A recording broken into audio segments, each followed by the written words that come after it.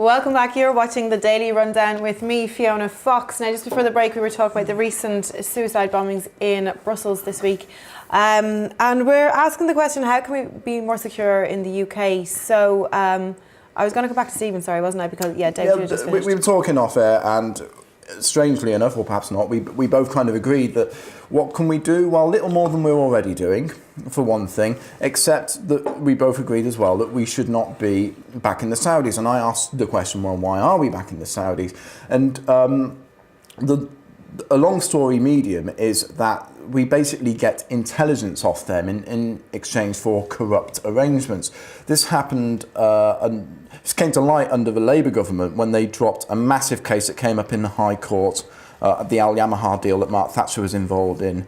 They dropped the case, it was a big story, and it turned out that, it was in exchange for intelligence, etc., because the Saudis always seem to know if Al-Qaeda are going to do something. More recently than that, Cameron was asked why he's in bed with the Saudis, and he said, well, they give us intelligence. You see, basically, Cameron, it looks like to me, has given in to terroristic threats. At the same time, as Blair certainly did, at the same time as condemning Islamic terrorism, we give them the arms, and they fund some of the mosques, etc., that you were describing earlier. Well, most of them. So we need to stop this two-faced speak. We need to actually be quite blunt about it. That relationship needs to be more transparent. And open, because the BBC won't discuss this. It's not going to be discussed. We need to, the Western governments, which are all run by spineless people at the moment, they need to stand up to Turkey, which should be kicked out of NATO, which has basically been backing ISIS. The Russians were right about that.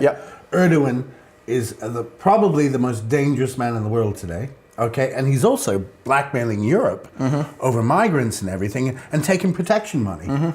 And Turkey wants to get into the EU, not in a million years. Erdogan's son is running the oil from ISIS. Yeah, he is destroying what was an fairly secular country 20 years ago, and he is he's got ambitions, Ottoman ambitions in the Middle East, and the Saudis are in bed with him, and Qatar. Those are the three biggest threats to the West, those three countries. At the moment. And Iran too, of course. I just like to make the point kind of as well, that a lot, when we ask the question, how can we be more secure, and obviously we have criticised how we report these kind of attacks as well. Do we scaremonger? Is there agenda on our side as we I haven't watched much of it. It's probably... I actually read an article just before we came in earlier today that said that terrorism was equal, and if not equal, the amount of terrorist attacks were equal or more in the 70s and 80s. Yeah. Now, I don't think most people on the ground would believe that at the moment. Although quite a lot of it was run by NATO, wasn't it? The Operation Gladio. But Stephen, do you not think that most people, the way it's reported to us now, it's fear porn now, isn't it? People feel like that this is an age. We got terrorism. We got 24/7 television that has to be filled with something. There's so much competition and soundbite, and you've got to compete with 100 other channels. It's fear porn, and ISIS know this. Their entire media campaign was based on the fact that they knew how the Western media would behead this guy. It's a constant feed. So basically, when we do ask the question, how can we be more secure, all we can do is continue to be as we are, really, isn't it? We've got to settle. We've got to settle these states, and that's separate. But sanctions against these states, and ISIS, Al Qaeda, Muslim Brotherhood, they're all part of the same. When Bin Laden told his people, go into Europe, be quiet for 10 years. Is that the CIA asset Bin Laden you're referring to? I'm talking... that Bin Laden, just so we're clear, yes. You sound like Alex Jones now. I will just have to leave it on that one, though. Dave, do you want me to finish? We'll leave it on a laugh. We'll leave it on a laugh. We'll talk about this again and again. We will talk about it. But I think ultimately, like I said, we feel like we're in an age of terrorism, but when some kid shoots up a school in the States, it depends how they handle it, because there's a lot of copycat after that, you see. But some of the TV over there now is learning not to say the name of the shooter the whole time. It's a slow process, but they're getting there. Great. Thanks for that, guys. Let's move to our next story of the evening. The boss of EDF Energy has told MPs that the controversial new Hinkley nuclear plant will go ahead, despite uncertainty remaining over the £18 billion project. It came as a surprise, given comments only yesterday by a minister in the French government, which owns a majority stake in the EDF group, that a final investment decision will be made in May. And it wasn't long ago that the head of finance left over fears the project would bankrupt the company. How do you feel about this project? I'll go to Steve again on this, if you don't mind, Dave, because I think They might as a project in general, you're not behind it. They might not sort the finances out this month, but the radiation will be with us for tens of thousands of years, and they probably won't know what to do with it. Right. It's astonishing to me that the government has pulled the plug on subsidies for renewables and is instead allowing our energy security to be dictated by a foreign government, essentially, our government that believes so much apparently in private free enterprise is happy enough to have nationalised energy so long as it's not our nation owning the energy. And it's all up in you can read between the lines of people not knowing where the money's coming from, etc. That it's all just shambolic and all over the place, and our government won't take responsibility because it seems to be that's what government does now. It says, oh, we're the government, we're rubbish, we can't do it, we'll privatise it and let the French run it. But at this stage, David, this is a pressing issue at the moment, regardless of your sort of personal feelings on the energy or whatever, because the UK is actually very close. The longer this goes on, and it has been going on for quite a few years, we're going to be short of energy. We're close to running out of electricity. Yeah, because they closed down all the coal plants in line with EU policy. And now I believe we're getting wood from Canada to replace the coal from the biggest one in the country.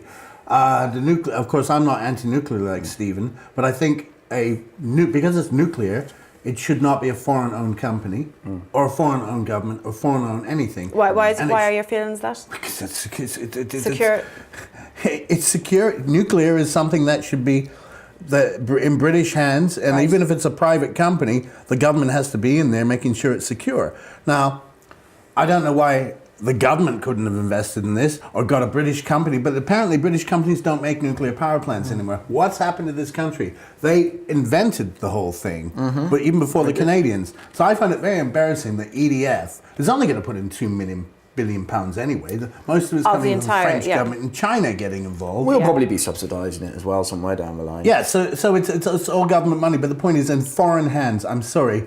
It should be. It's dangerous to have any nuclear power in foreign hands. I'm a great believer. I don't like those wind farms. I think it's a waste of space. I'm a great believer in water, wave, hydroelectricity, and finding a way to have safe. I know you disagree with me in coal. I'd rather bring back coal. Right. Do you find, when you look at that expenditure and the amount that's going into it, Steve, I'm going to assume that you feel that the money will be better spent researching, obviously, renewable energy. Yeah, they talk about the 18 billion, but that doesn't factor in the potential cost for if something goes wrong.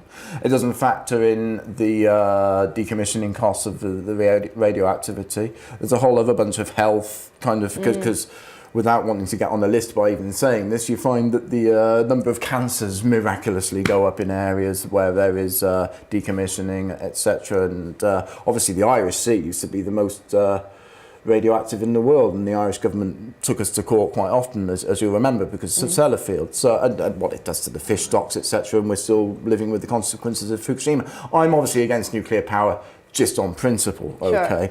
But I also think that alternatives are available, and that's what we should be investing in, and that's what this government has deliberately turned their backs from. And I was at a green business conference recently, and that's all they were talking about. And they were these small and medium-sized entrepreneur-type companies who are very innovative, who want to bring in engineering skills to this country and employ people, having the plug pulled on them because our government would rather have the French run it or the Chinese run it. It's absolutely bonkers. I just think they don't have a policy. I mean the problem is when you put management consultants in politics, people who've never had any experience in life, never in the private sector, in the public sector or anything, where they've just gone straight into politics, and then you're prime minister and you've never been a minister before. You haven't run departments and that sort of thing. Not that it was great with Gordon Brown, but he was the wrong man. And it seems to me this generation, which is my generation, in politics, do not think ahead.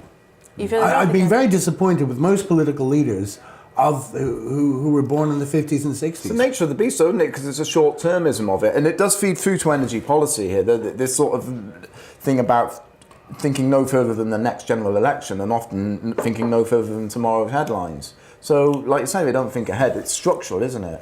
Yeah, there's got to be a solution where it's not dependent on politics.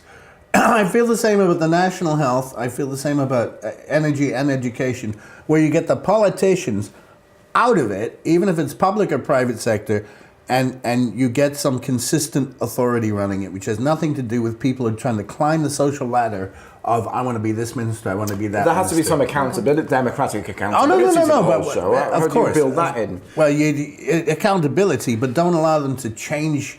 Don't allow politicians to change education policy. Don't allow politicians to change the national health. Get the thing right. What if a politician and then- just lies and says no top-down reorganisation of the NHS, and people think, okay, that sounds good, and then they get in and then they top-down privatise the NHS? Well, no, wait a minute. We fund the NHS, don't we?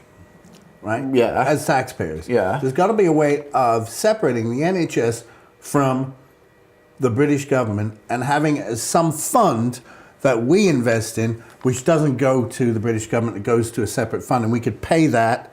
And it could be a public fund, but it has nothing to do with the British government. I think, I don't believe in the government running the national health. I don't think anyone could. But most British people actually disagree with you. I disagree with most British people. I don't mean private. I know we've Big gone off into the NHS there, but where we were coming from in the first instance it's never was far, relevant. to be fair. The NHS issue is never far from this couch chat-wise. Just to finish up on that one, though, I mean, what issues do you foresee? I mean, obviously, it's still ongoing. It's a mess. It's still quite messy, yeah. And So how we can comment on it? The process hasn't started anyway, No. even, and we're nowhere close to it. No. Do you foresee that happening at any time soon?